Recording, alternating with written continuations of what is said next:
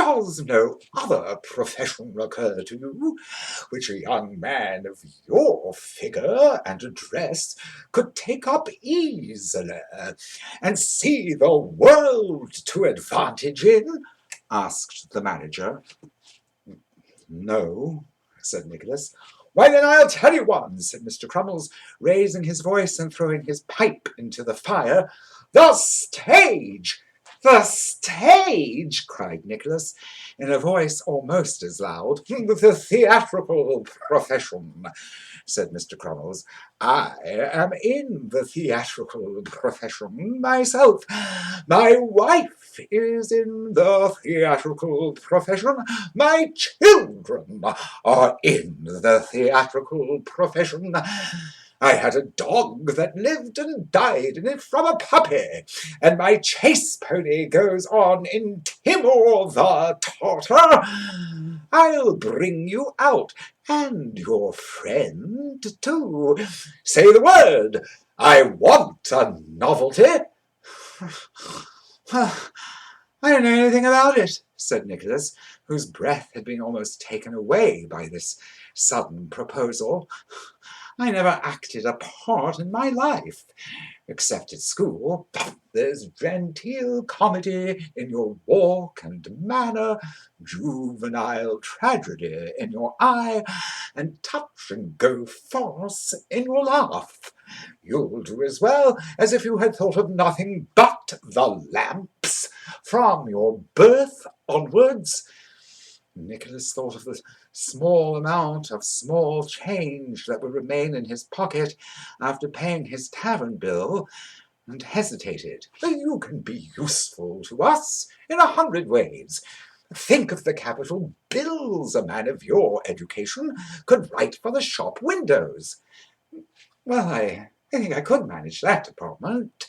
"To be sure you could. Plays, too. Why, you could write us a new play whenever we needed one to bring out the whole strength of the company." "Oh, well, I'm not quite so confident about that. But I dare say I could manage to scribble something every now and then which might suit you. We'll have a new showpiece out directly. Let me see.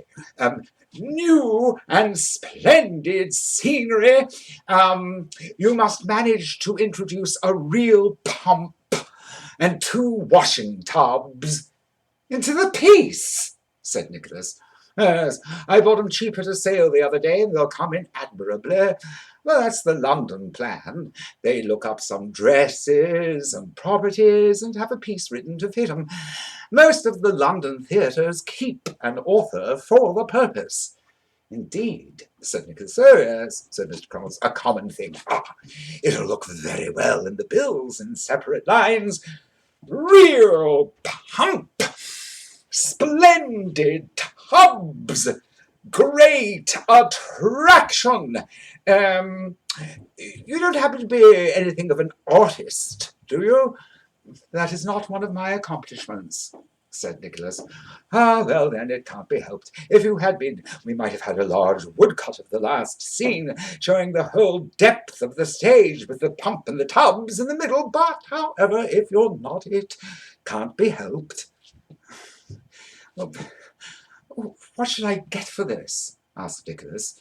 "Could I live by it?" "Live by it?" said Mr. Crummles. "Like a prince. With your salary and your friends and your writings, you'd make £1 a week." "You don't say so." "I do indeed. And if we had a run of good houses, nearly double the money." Nicholas shrugged his shoulders, but sheer destitution was before him. Without further ado, he hastily declared that it was a bargain, and gave Mr. Vincent Crummles his hand upon it.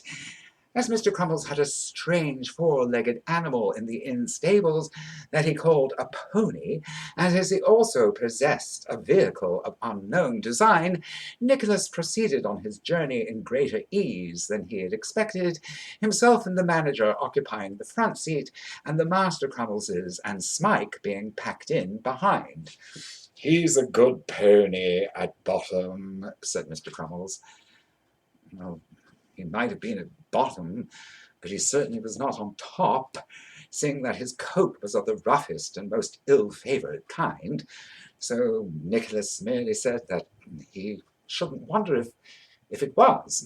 Many, many is the circuit this pony has gone. He is quite one of us. His mother was on the stage. Was she, indeed? Said Nicholas. Yes, she ate apple pie at a circus for upward of 14 years, fired pistols, and went to bed in a nightcap. His father was a dancer. Was he at all distinguished? Asked Nicholas. Not very, said Mr. Crummles. He was rather a low sort of pony. He was clever at melodrama, but too broad. Too broad. After the mother died, he took the port wine business. The port wine business? Drinking port wine with the clown. But he was greedy, and one night bit off the stem of the bowl and choked, so that his vulgarity was the death of him at last. The descendant of this ill-starred animal requiring increased attention from Mr. Crummles, Nicholas was left to entertain himself with his own thoughts until they reached the theatre at Portsmouth.